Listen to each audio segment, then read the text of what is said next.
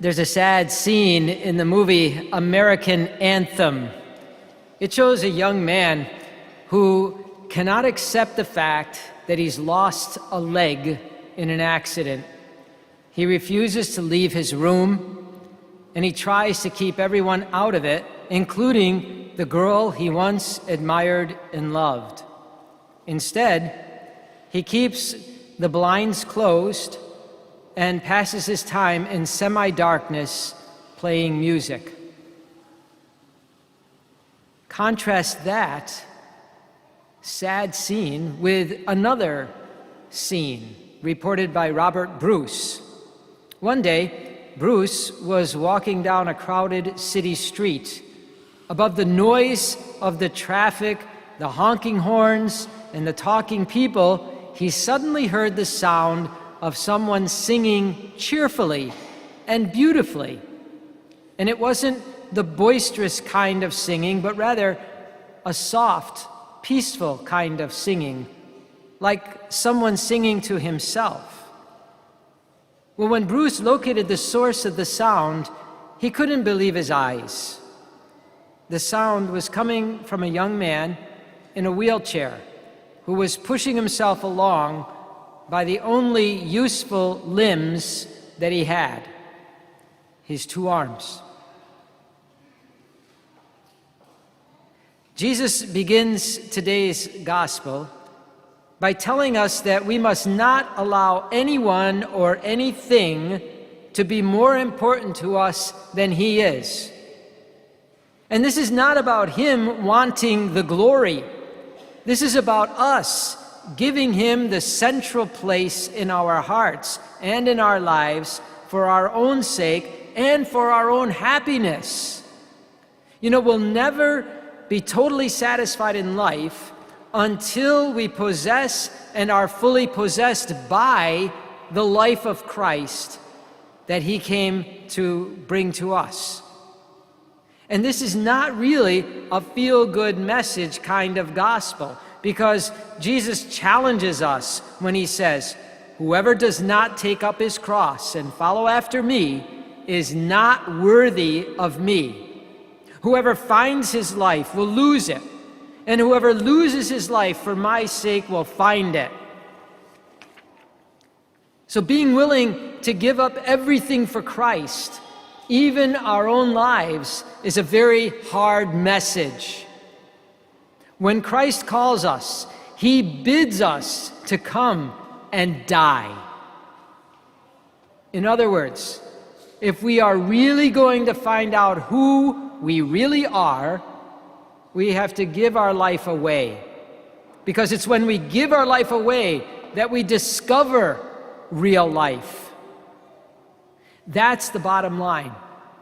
To be his follower means that we have to step out of our comfort zones and live a life of adventure. And when Jesus says, "Take up your cross and follow me," he's not talking about the 24-karat type that we wear around our necks. He's talking about a cross where we die to ourselves. And following Jesus looks different for different people. Take those two young men in the stories that I just told you. The first young man refused to take up his cross and follow Jesus. He refused to accept his new situation of having to face life with an artificial leg. And that refusal brought deep sadness, not only to him, but also to those around him, particularly the ones that loved him the most. And the second young man took up his cross. He accepted his situation of having to face life not with an artificial leg, but with no legs at all. And that acceptance brought deep peace, not only to him, but also to all those around him, even a stranger on the street who heard him singing. Now, all of us have experienced painful situations that we would love to have changed sometime in our life. Some hardship or tragedy strikes us, and we are tempted not to pick up our cross and follow Jesus. We are tempted to turn away from Jesus and follow in his footsteps no longer. That's when we need to look at the fifth station of the cross, where Simon of Cyrene helps Jesus to carry his cross. If the Son of God, the Savior of the universe, had the humility to accept help, then certainly we should have the humility to follow suit.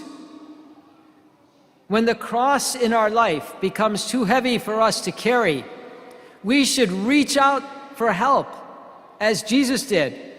First of all, we should reach out to Jesus himself.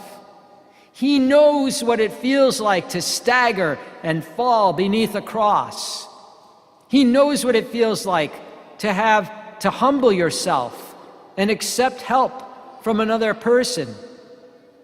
We must also be willing to reach out to other people as well, whether it be a spouse, a parent, a friend, a priest, a professional counselor, whoever we can use to fill the need for what we are struggling with. But we must also be willing to be the person that others can reach out to help them carry their cross. You see, this gospel is a reminder to us that Jesus brought new life to the world by taking up his cross and carrying it, so that we can bring new life to the world by taking up our cross and carrying it. That's the difference that gives one young man the courage to roll his wheelchair down a busy city street and sing, while another young man can't find the courage to roll up the blinds and let in the light of day. It's the difference between being a fan and a follower of Jesus Christ. And being a fan is boring, but being a follower is a full life of adventure. Remember, 2/3 of God's name, G-O, go. That is both an invitation and a challenge.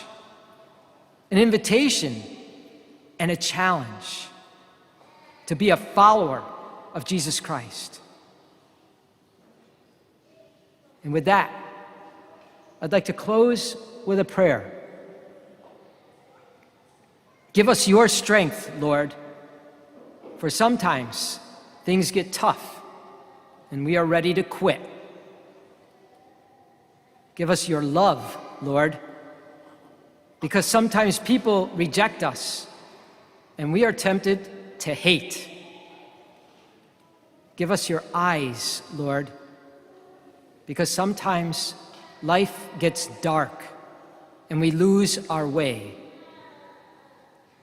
Give us your courage, Lord, because often we are put under pressure and it's hard to do what is right. Give us yourself, Lord, because our hearts were made for you, and we will not rest until we rest in you.